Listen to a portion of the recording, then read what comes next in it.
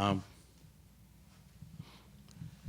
you know, the last time we talked about this, we went over several aspects. I'm trying to organize that into a format that everybody can understand, kind of. And so we are all happy now that the COVID pandemic is finally over, but it is not completely over because there are still some mild infections going around.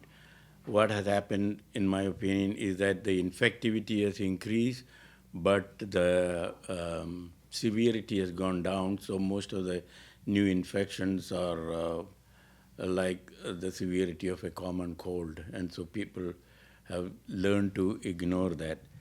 But at the same time, we have the problem with the long COVID, which is slowly increasing in number. And what we don't know is what the really late complications from this infection is going to be. That we don't know. Um, like I said last time, some of these viruses have a tendency to become permanent residents in your body, and we don't know if COVID, the coronavirus, is one like that. If that is the case, many of these symptoms that we attribute to poor health, like raging glucose levels, unstable hemodynamic state, those things may be all different forms of the long COVID. Or later on, we may develop other complications. But so far, the major pandemic is now settled down. There are some things that the pandemic management we could have done differently to make it better. One of the main thing I feel is that we overlooked a major thing, and that is relating to the air conditioner. The other thing is really there were some misinformation coming from the scientific world. The second layer that I discussed the other day, um, and that got people really confused. And the third thing I can talk about is that some of the available information were not adequately applied to take advantage of this. And one of them is the aerosol spread. The other one is the ability for the ultraviolet C to destroy the virus. We should have looked into ways of using that instead of saying, hey, ultraviolet causes cancer, so we are not going to look in that direction. That we missed the boat.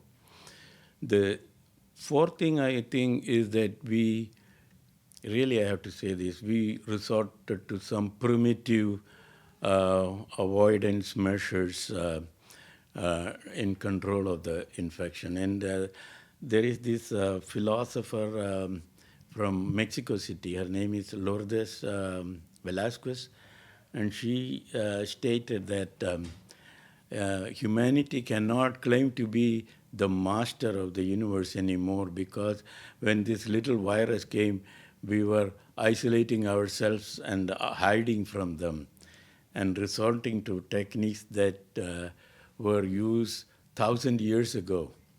So that's her statement. Anyway, coming to the present days, the uh, United Nations had a meeting in Washington, D.C., or New York, I don't remember, in September of 2023. And in that meeting, uh, they, they had a special committee discussing about the lessons from the COVID management. And the general consensus was that it was not well managed. And that is because we were not prepared for something of this nature.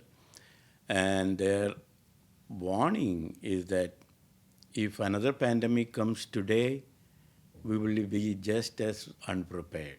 In other words, we did not learn anything from this, and we did not apply the experience from the pandemic to prepare for the next one. That was said at a United Nations Yes, meeting. sir. Is that your view as well? That's my view as well, yes, unfortunately. And there is a COVID crisis group made up of over 30 experts, and they wrote a book about Corona war or COVID war or lessons from COVID war. And in that book, they said we were all flying blind during the pandemic, the whole pandemic. That's their opinion. In general, there are not many good criticisms about the way we handle this. I have made a list of the things that caused this problem with the management. It was not intentional, but some of it could have been avoided with a little foresight. The most important thing is that the virus was very tricky. The coronavirus had done three major infections. One was the COVID-1 that was in the 2003, 2004. That was pretty serious, and there was about 10% mortality from that. In those people, about 8,000 people got infected and about 800 people died. And then in 2012, there was this Middle East coronavirus infection.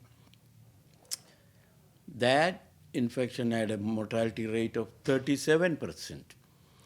So I think the coronavirus had a meeting and decided we should have a different strategy, because if you want to kill a lot of people with a poison, you have to have a slow-acting poison, because if you have a fast-acting poison, they take the poison, people start dying, they will find out what went wrong. If you have a slow-acting poison, everybody will take it because there is no reaction, and then they start dying. That is what the coronavirus decided in the third attack, and that is the COVID-19 attack. The virus came with a very tricky low mortality rate. It was about 2% to begin with, and in the final analysis, it is only about 0.9%.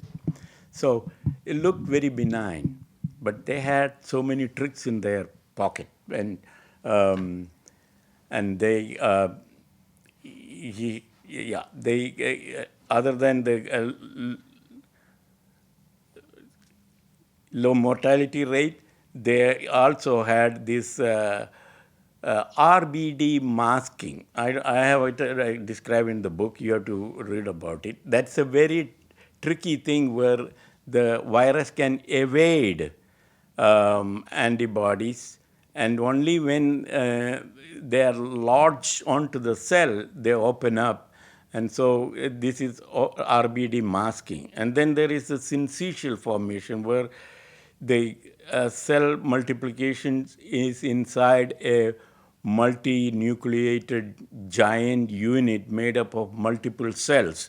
And so the antibodies, the humoral antibodies are in the blood. And when the virus is inside the cell, the antibodies cannot attack them. And so the giant cell unit was a way of avoiding antibodies. And then there was this gain of function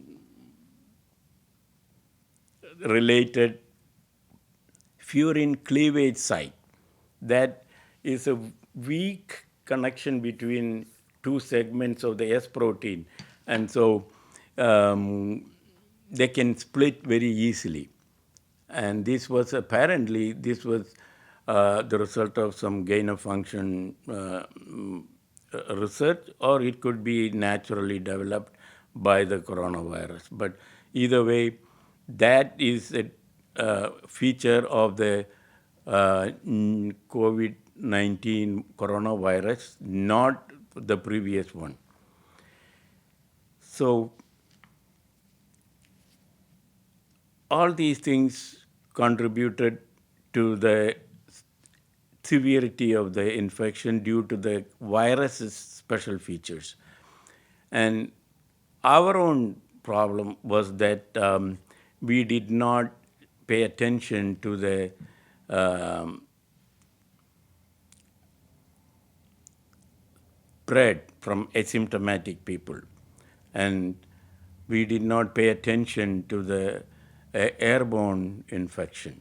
And we did not pay attention to what I call the virus smoke.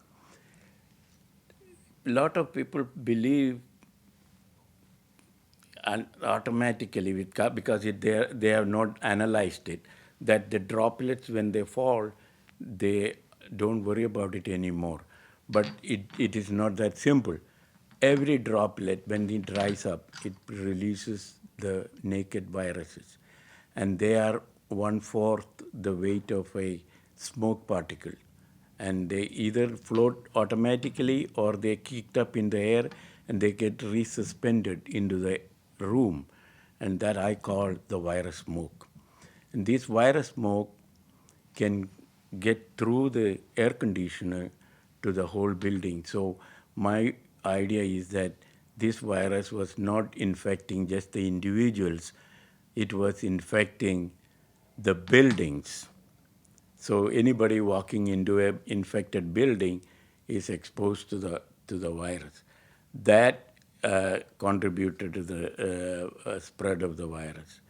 Um, and then I explained last time how the air conditioner unit itself, the way we have it now, contributed to the spread as a vector equivalent, because the air conditioner has two problems. One is the temperature gradient. And in the cold weather, the gradient is maintained, the hot air balloon, the whole principle is hot air floats up. So in the cold weather, when the hot air is pushed from the top, that air doesn't go down, and there is a temperature gradient, the hot air stays up. And not only that, because the flow of air is close to the ceiling, the lower down, the air is very slow, stagnant. So the stagnant air and the temperature gradient, in addition to the low humidity, relative humidity, all these contributed to the thing. Um, so I have solution for all these things, and that is what I have described in the book. Solution is we have to address two things. One, the airflow, and that is the self-cleaning airflow, which does two things, which circulates the air as well as it avoids the temperature gradient.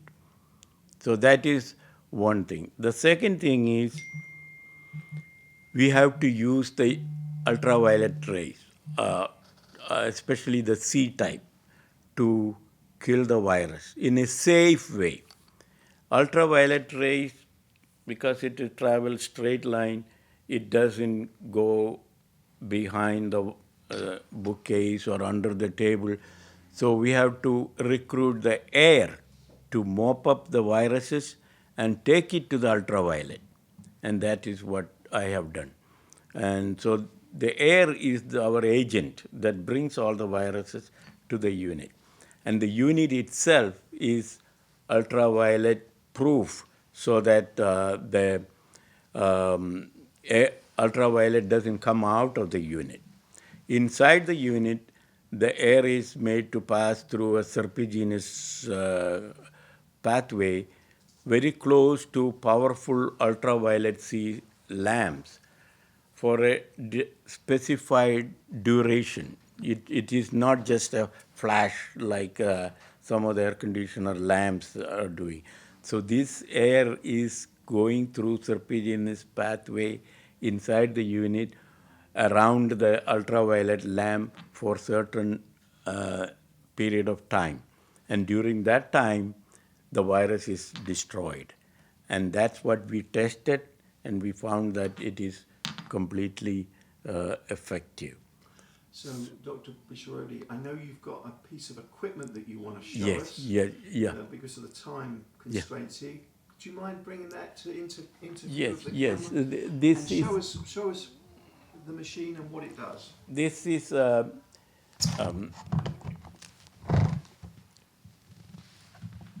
the air goes into the unit, and either through a pump or a fan, we can determine the speed of the airflow. And based on the speed of the airflow, the time contact between the virus, the air with the virus and the ultraviolet is determined. And by the time the air comes out of the exit area, the air is completely disinfected. So this is the air that goes through another tube, an extension on the tube, and this is going to the face mask, which is completely airtight. See, there is a um,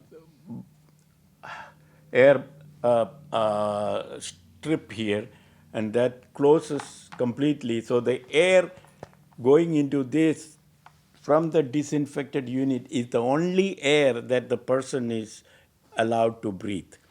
There is nothing like a regular mask where the air goes through, carries the organism or anything. So the person can be standing next to the patient, but you will not be getting any of the virus into your system. So this is a blessing for the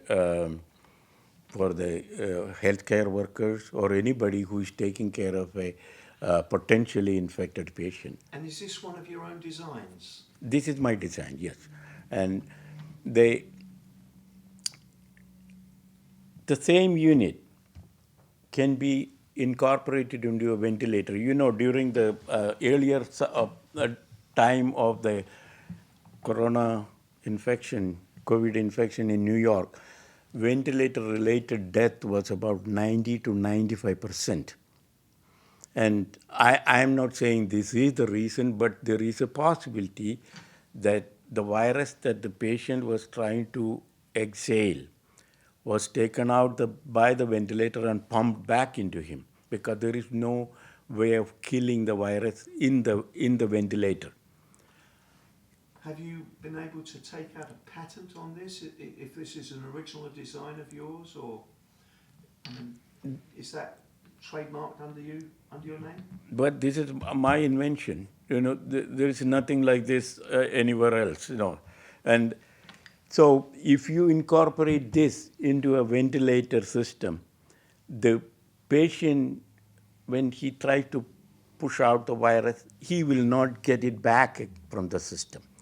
Second thing, the ventilator will not get contaminated. So if you are using a ventilator for an infected patient and then you have to do it to another patient, you don't have to do this terminal cleaning, which is never perfect. So if you don't allow the ventilator to be contaminated, that's a blessing for not only the patient, but the next patient also. Same thing, anesthesia machine. Just because you have COVID, you cannot deny surgery for a patient, right? So sometimes we may have to do surgery on COVID patients or any other viral infection or any airborne infection. Those organisms are trapped in the anesthesia machine, and it is a real task to clean the anesthesia machine between patients. But if you incorporate something like this in an anesthesia machine, you are protecting the hospital equipment and the possibility of another patient getting infection through the machine. So all these put together, the same unit you can incorporate into the air conditioner duct. So the circulating air can be totally disinfected. They, not partially. There are some units that are available now. You put it on the wall, it takes some air in and disinfects and blows it back into the room. That's not total disinfection. What we need is total disinfection, and this put into the air conditioner duct in the attic will do that. And if you incorporate that kind of air conditioning with the self-cleaning airflow, disinfection in the attic air duct, and these units into the ventilators and the anesthesia machines, I have a strong feeling we can significantly reduce the hospital infections. See, so that a patient going into the hospital with one problem will not come out with another problem.